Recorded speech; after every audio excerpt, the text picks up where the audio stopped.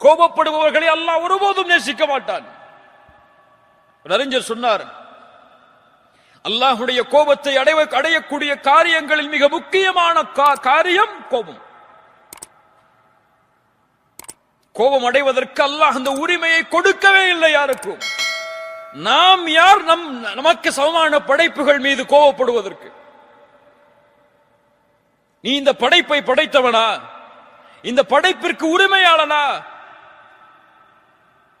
முடியாது. வல் காதிமீனல் கைத் என்றால் கோபத்தை விழுங்கிக் கொள்வார்கள்.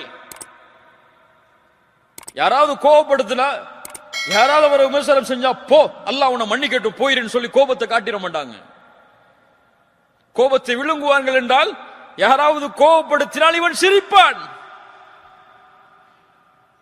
அடக்கிக் கொள்வான் உள்ளேயே, அது வெளிப்படையாக வரும் சிரிப்பான்.